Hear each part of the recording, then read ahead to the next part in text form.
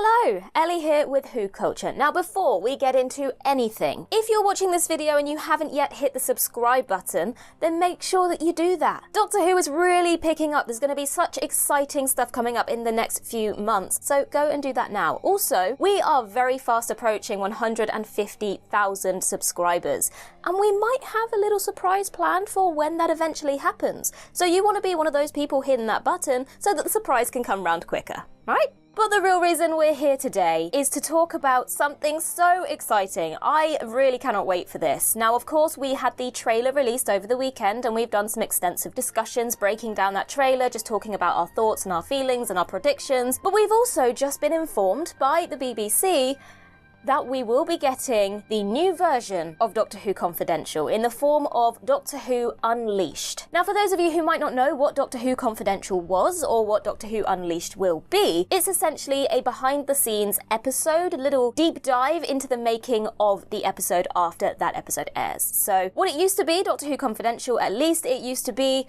the episode would air on BBC One, and then you'd hop over to BBC Three, and then you'd watch Confidential, which would be 40-45 minutes of deep breakdown of how they made that episode. Now, we have some words here from Russell T Davies. He says, "Over the years, I meet so many people who were inspired to find careers in TV because of the behind-the-scenes material the BBC would show. And now it's back, in the grand old tradition of Doctor Who Confidential, but in a brand new form, Unleashed. So a whole new generation and faithful fans of old can see what the stars and the crew get up to behind the cameras." Now, I don't know about anybody else, but I loved watching Doctor Who Confidential.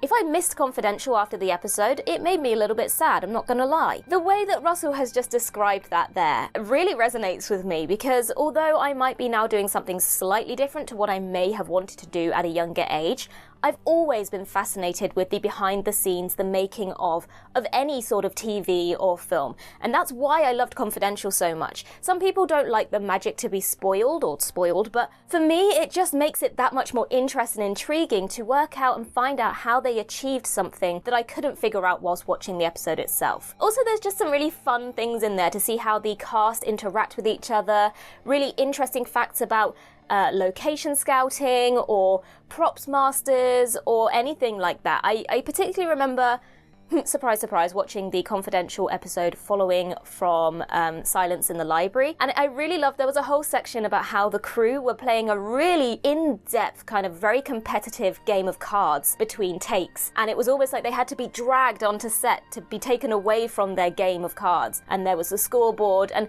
it just kind of made you realize how much fun these actors had making this show. And I just really, I don't know why that sticks in my brain. I also remember, I think it was the episode following Night Terrors, and there was a dive into how they scouted the location for the dollhouse. Again, that's such a weird thing to stick in my brain, but I remember at the time thinking, I think at the time I was trying to think about how I could have a career in the industry if I wasn't necessarily going to be on camera. And so I found it interesting to learn about the other elements of filmmaking and television making. And I think the location scout was one of those people that I thought, oh, maybe that's something I could do. You know, I often, when I'm out and about, look at buildings or landscapes and think, oh, that would make a really good film set or a really good backdrop for a film. So I remember that sticking with me as well. When they break it all down and show you everything, I just love it. Some people don't find it that interesting, but other people, it just elevates the enjoyment of the whole process. So Doctor Who Confidential was cancelled back in 2011, kind of during Series 6. I think after Series 6, that was it. The Wedding of River Song 1, as far as I remember, was the last Doctor Who Confidential episode that we got. Then after that, we had kind of shorter little clips that went online, and it was Doctor Who Extras, but nothing as in-depth and detailed as an actual TV show dedicated to the behind the scenes of making Doctor Who. I mean, younger audience members, anyone really who joined kind of the Capaldi-Whittaker era might not even be aware that this was a thing that existed. Now, as I did mention earlier, the Confidential episodes were kind of usually 40 to 45 minutes long. The Unleashed episodes are only going to be 30 minutes long, but I think that that's still probably a considerable amount of time to spend on the behind the scenes. You don't want to overdo it too much, you want to keep a little bit of the mystery there, and as I said, some people might not be that interested, but I just love that it's literally going to be exactly as it was before. You watch the episode and then you can go over to BBC Three or BBC iPlayer and you'll be able to watch it there immediately after. How exciting is this? I feel like I've jumped back into my childhood. Now the host for this Unleashed will be Stefan Powell. I personally am not familiar with him, but I have just done a little bit of research. It's also quite different. We didn't have a host for Doctor Who Confidential. It was just little snippets, little segments. There wasn't like someone who led it as such, so that's a change. It does make me slightly more concerned that it's going to be mostly sat down interviews as opposed to like actual footage of behind the scenes, but I think that's me just worrying that it's not going to be exactly as it was when I was a child, which it's not going to be, Ellie, so you're just going to have to deal with that, I'm afraid. But Stefan Powell, he's very Welsh. And I'm not saying that's a bad thing. You may or may not know from watching this channel, I do love a Welsh accent. You know, in the trailer breakdown, Sean got very excited about an extra standing behind David Tennant. My version of that is the Welsh accent, and it makes me very excited to see Stefan I'll hear him say anything, to be honest. The one thing I will say, BBC, no one came knocking on my door. So far, everything I've had to say is pretty positive. Pretty great. I'm very excited. I do have one slight negative about Unleashed.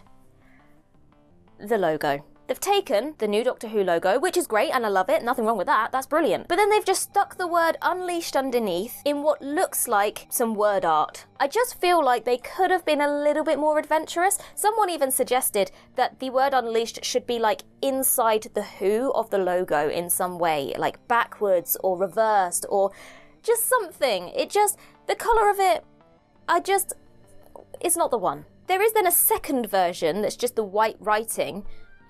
I think that looks better. Simple is often better. You know, I think they've tried to be too extravagant with the colours, and actually, just the white with the Doctor Who and the Unleashed underneath, that actually looks okay. I mean, the Doctor Who Confidential logo wasn't anything too fantastic, but it did the job. I feel like they've gone too overboard here, and they should have just kept it simple. The only other thing that we thought was slightly odd, and I sympathise, I really do, no mention of Disney+.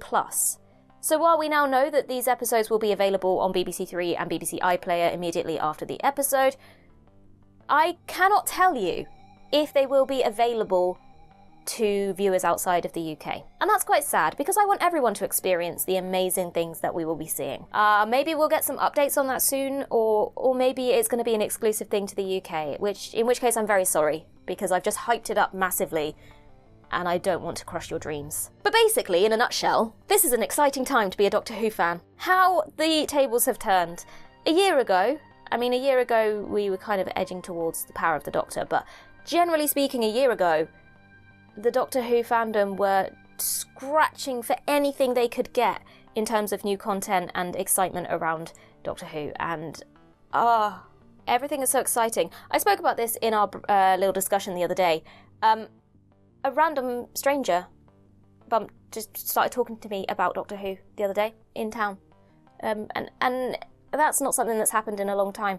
And it just goes to show how excited everyone is for this new but old era of Doctor Who. What I would suggest doing is checking out our trailer breakdown for the trailer that released the other day. There's all sorts of things in there, and we also did a follow-up discussion on that trailer, so make sure you check out both of those, and you might realise something that you didn't notice the first time, because we like to point those things out to you.